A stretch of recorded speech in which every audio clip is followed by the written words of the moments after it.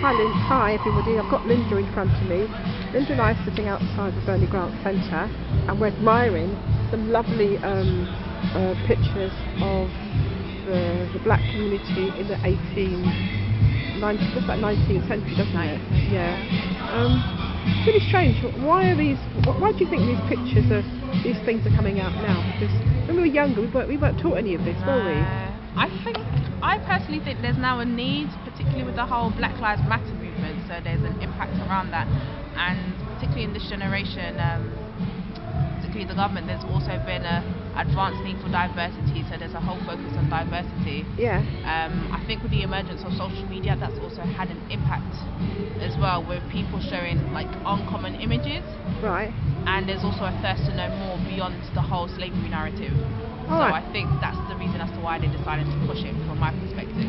Yeah, but a lot of this information is not documented properly. Like, for example, Sally Bonita, who was the goddaughter of Queen Victoria. Yeah, I'm wondering what happened to her descendants, and do her descendants actually know that there's a photograph of their ancestors sitting somewhere in the archives, right? Yeah. Because it seems to be strange that it's not followed up within families, isn't it? As to how things work out. Like, for example, that lady. Have you heard of her in Kenwood House? What's her name? Mixed Race Belle. Yeah, that's it. Dido Belle. Yeah. Yeah, and you wonder what happened to all her descendants, because she had 3 sons. Yeah. Right, and I think one of them ended up in South Africa. Sure. And what happened to the other 2? You know, and did they have any children or possibly, but I think given the context and what was going on back in the time, perhaps a lot of them were perhaps denied of their blackness, so perhaps maybe their descendants are still existing, but it's either that they might have either been disconnected somehow, or it's either they might be they might have been mixed race or something at the time, so things might have been diluted. In terms of whether that information has been shared, that's another thing altogether. But even in certain family history, because I do a lot of work around family history, and I think there comes a point in family history when it just stops. Where you start to and you just can't move. It's just a complete block. Yeah. Like even in my ancestors, like my background, I can get up to probably my great grandfather on one side of the family, and then it just stops. There's a record of when they were married and when they died, which suggests to me they didn't come from Jamaica, they came from somewhere else. Yeah, but it's to headache. It is.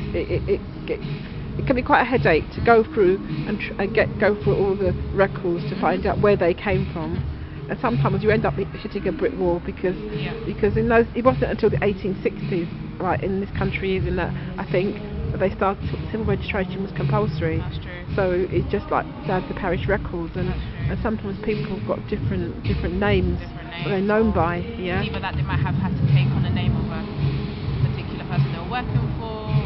There's so much. Or there's a house name that they had in the house, and then when you come to looking at the records, it starts with another name. So it's so frustrating. So in the end, I just gave up, because I'm not going to basically spend any money and any more time, right, trying to find something that's a needle in the haystack. Yeah. So would you think about? I mean, I'm thinking about doing my DNA, right, to find out kind of like where my blood is distributed throughout the whole world. Would you think about doing that?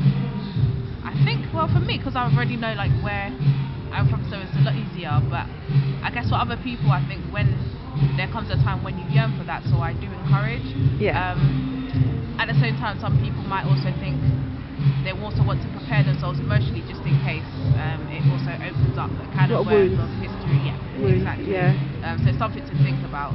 But having said that, I think it's still quite relieving at the end when you start to kind of figure out where exactly the journey that your ancestors have come from.